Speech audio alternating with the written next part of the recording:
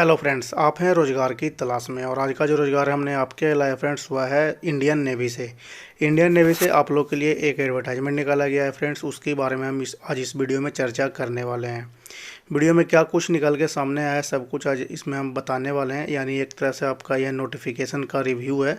तो आज के वीडियो में हम जानेंगे कि इंडियन नेवी की तरफ से किस पोस्ट के लिए और कौन से कैंडिडेट इस फॉर्म को फिल करेंगे, कितने नंबर ऑफ वैकेंसी है और इस पोस्ट को आप किस तरह से अप्लाई करेंगे, उससे पहले आपको क्या डॉक्यूमेंट तैयार करने हैं, सब कुछ आज इस वीडियो में कवर करने वाले हैं। तो जो भी कैंडिडेट इच्छुक हैं इंडियन नेवी में अपना कैरियर ज्वाइन करने के लिए, वो इस वीडियो को लास्ट तक जरूर देखें फ्रेंड्स। चलिए वीडियो को स्टार्ट कर लेते हैं। वीडियो स्टार्ट करने से पहले आप लोग से एक छोटी सी गुजारिश है फ्रेंड, वीडियो को एक लाइक कर दीजिए। चैनल को अभी तक आपने सब्सक्राइब नहीं किया फ्रेंड, चैनल को सब्सक्राइब कर लीजिए।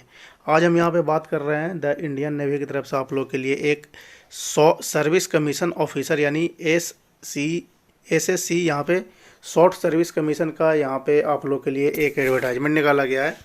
Short service commission officers rank का यह एक पोस्ट है फ्रेंड्स, तो उसी के बारे में हम आज जानने वाले हैं। यह जो वैकेंसी है वह आपको स्पोर्ट्स एंड लॉ कैटेगरी वाले कैंडिडेट के लिए निकाला गया है, जिसकी ऑनलाइन करने की तिथि जो है वह 13 जनवरी 2023 से लेकर 28 जनवरी 2023 के बीच में आप इस फॉर्म को फिल कर सकते हैं। यहाँ पे आगे बताया गया है कि सबसे पहले यहाँ पे हम भी आपको बता दें, unmarried main and unmarried women यानी जिन जो शादीशुदा नहीं है कैंडिडेट, वो यहाँ पे अप्लाई कर सकते हैं, चाहे वो मेल हो या फिर फीमेल हो। आपका जो पोस्ट का नाम है वो है आपका शॉर्ट सर्विस कमीशन यानी SSC in executive branch sports and law वाले कैंडिडेट इसको अप्लाई कर सकते हैं। तो यहाँ पे और बताया गया कि इलिजिबिलिटी कंडीशन कहने का मतलब हो गया फ्रेंड्स, कौन से कैंडिडेट इसके लिए एलिजिबल हैं वो यहाँ पे बताया गया है।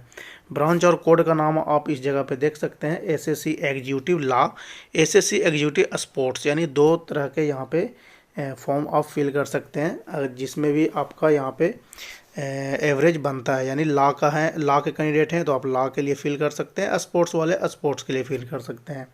अब यहाँ पे बताया गया कि बॉर्न बिटवीन यानी एज की लिमिट आपकी बताई गई है।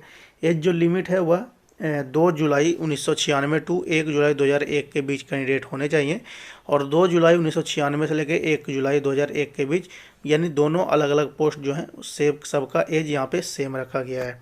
हम यहाँ पे अब बात कर लेते हैं एजुकेशनल क्वालिफिकेशन की। तो यहाँ पे सबसे पहले हम लॉ की बात करेंगे, तो यहाँ पे आपका डिग्री मांगा गया है, डिग्री इन लॉ, यानी लॉ का आपके पास यहाँ पे डिग्री होनी चाहिए।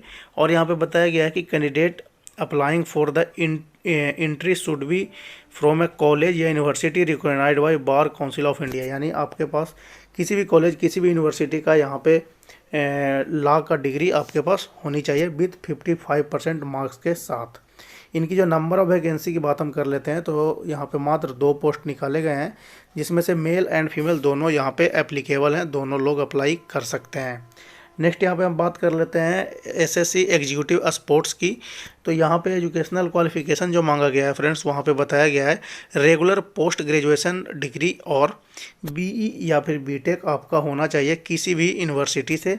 और यहाँ पे बताया गया candidate with diploma in sports coaching from national institute of sports and MSc in sports coaching will be given priority during short listing of SSB, सशस्त्र सीमा बल के बारे में यहाँ पे बताया गया है कि यानी आपके पास यहाँ पे BTech का डिग्री होना चाहिए, साथ के साथ यहाँ पे आपके पास स्पोर्ट्स का भी सर्टिफिकेट होना चाहिए फ्रेंड्स। अब यहाँ पे प्रोफेशनल क्वालिफिकेशन की हम बात कर लेते हैं, तो यहाँ पे बोला गया है a candidate should have participated of athletes swimming at senior level national champions game, यानी आपको यहाँ पे एक कैंडिडेट शुड भी यानी कैंडिडेट के पास होनी चाहिए एथलीट या swimming in senior level national championship या गेम के सर्टिफिकेट आपके पास होनी चाहिए। वैकेंसी की बात कर लेते हैं, तो यहाँ पे 2 बताई गई है, नंबर ऑफ पोस्ट यहाँ पे 2 बताए गए हैं, जिसमें से मेल एंड फीमेल दोनों लोग अप्लाई कर सकते हैं। यहाँ पे एक चीज़ और महत्वपूर्ण है फ्रेंड्स कि अगर आप NCC के भी कैंडिडेट कहीं रह चुके हैं तो उनको भी यहाँ पे आपको लाभ मिलने वाला है। वो लाभ आपका मिलने वाला है जब आपका कट ऑफ बनेगा, उसमें 5% का रिलैक्सेशन आपको मिलने वाला है, यानी 5% बहुत होते हैं फ्रेंड्स एक कट ऑफ में ऐड होने के लिए। चलिए यहाँ पे आगे हम देख लेते हैं क्या निकाला गया है कि मेडिकल स्टैंडर्ड यहाँ पे निकाला गया है कि आपके मेडिकल जो स्टैंडर्ड है वह इस वेबसाइट पर आप जाके अपना मेडिकल स्टैंडर्ड को चेक कर सकते हैं।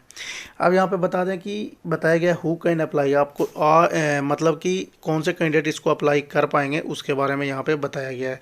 तो किसी भी यूनिवर्सिटी या किसी भी बोर्ड से मान्यता प्राप्त यानी AICTE अप्रूव्ड जो आपका बोर्ड है उससे आपका इंजीनियरिंग होना चाहिए, तभी आप इस फॉर्म को फिल कर सकते हैं। यानी आपका कॉलेज AICTE के अंतर्गत रजिस्टर्ड होने चाहिए फ्रेंड्स, तभी आप इसके लिए एप्लीकेबल हैं। आगे इसमें बताया गया सिलेक्शन प्रोसीजर आप इस 5th वाले नंबर में चेक कर सकते हैं। सिलेक्शन प्रोसीजर जो यहाँ पे बताया गया है उसमें आप साफ साफ देख सकते हैं कि आपको joinindiannavy.gov.in पर जाके चेक करना है। जितने भी आपको यहाँ पे डिटेल्स SSB प्रोसीड्योर के अगेंस्ट आती है वो सब कुछ आपको यहाँ पे मिल जाएगी।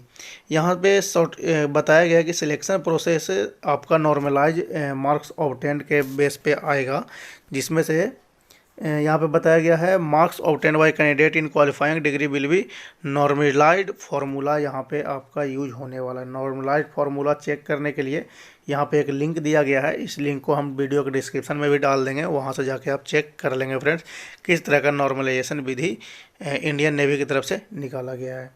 यहाँ पे बताया गया है कि अगर आप फॉर्म जो फिल कर रहे हैं तो उसमें जो आपका मोबाइल नंबर और ईमेल आईडी जो आप दे रहे हैं, जब तक आपका फाइनल सिलेक्शन नहीं हो जाता तब तक आप इसको चेंज ना करें, नहीं तो आपको परेशानी यहाँ पे होने वाली है।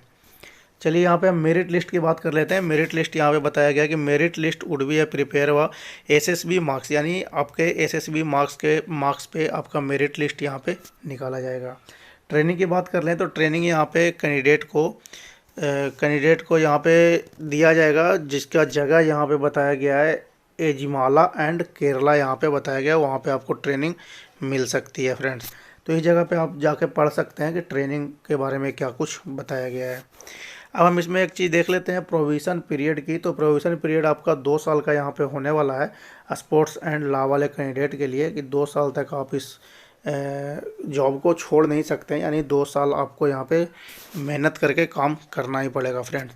आगे इसमें बताया गया कि इंडियन नेवी ऑफिसर जो रैंक का पेमेंट है वह 7th CPC के अनुसार यहाँ पे दिया जाएगा, जिसमें से आपका यहाँ पे 56,000 के आसपास सैलरी जो है होने वाली है। रैंक के हिसाब से अगर बात कर लें तो 56,000 यहाँ पे ऑफिसर पोस्ट के लिए ही दी जाती है। यहाँ पे टर्म एंड सर्विसेज लिखा हुआ है, इसको भी आप एक बार चेक कर लेंगे कि किस तरह का टर्म एंड सर्विसेज यहाँ पे लिखा गया है। आगे इसमें बताया गया कि हाउ टू अप्लाई, यानी आप इस फॉर्म को किस तरह से अप्लाई कीजिएगा। तो इस पर हम एक अलग सेपरेट से वीडियो बना देंगे जहाँ पे हम ये आपको दिखाएंगे कि आप इस फॉर्म को किस तरह से लाइव प्रोसेसिंग कर सकते हैं। तो उसके लिए जो डॉक्यूमेंट्स मांगा गया है उसको हम यहाँ पे देख लेते हैं। डॉक्यूमेंट्स आपका यहाँ पे मैट्रिकुलेशन लेवल का होना चाहिए। मैट्रिकुलेशन के अकॉर्डिंग आपका यहाँ पे डिटेल्स फिल किया जाएगा जब भी आप इसे ऑनलाइन अप्लाई कीजिएगा। आपके पास 2 चीज़ वर्किंग होनी चाहिए, ईमेल आईडी और मोबाइल नंबर, बिकॉज ये मैंडेटरी यहाँ पे दिया गया है। मैंडेटरी दिया गया है तो इसको आप जो वर्किंग रहेगा वही यहाँ पे डालिएगा। साथ के साथ यहाँ पे आपका आधार कार्ड भी मैंडेटरी है, आधार कार्ड भी आपको देना पड़ेगा। अगर आधार कार्ड से आप लॉगिन नहीं कर पा रहे हैं तो आपको अलग से यानी पैन कार्ड या फिर वोटर आई कार्ड या फिर जो 10th का सर्टिफिकेट होता है उसके बेस पे आपका यहाँ पे रजिस्ट्रेशन होने वाला है। फिलहाल इसमें 10th एंड 12th आपका सर्टिफिकेट मांगा गया है, जो कि आप यहाँ से देख सकते हैं। एज प्रूफ भी यहाँ पे मांगा गया है फ्रेंड्स। इसमें बताया गया कि आपका फॉर्म रिजेक्शन हो सकता है अगर आप इस जो प्रोसीजर है उसको फॉलो नहीं करते हैं, तो आपका रिजेक्ट हो जाएगा। और यहाँ पे जो स्कैन डॉक्यूमेंट्स आप डालिएगा वो विजुअल होनी चाहिए, यानी साफ साफ दिखने चाहिए, अदरवाइज आपका एप्लीकेशन रिजेक्ट हो सकता है फ्रेंड्स। यहाँ पे एक चीज़ और बताया गया कि एक बार अगर आप एप्लीकेशन सबमिट कर देते हैं उसके बाद यहाँ पे कोई भी चेंज करने के लिए आपके पास ऑप्शन नहीं होगा जब तक कि यहाँ पे एडिटिंग का यानी चेंज करने का डेट ना निकाला जाए।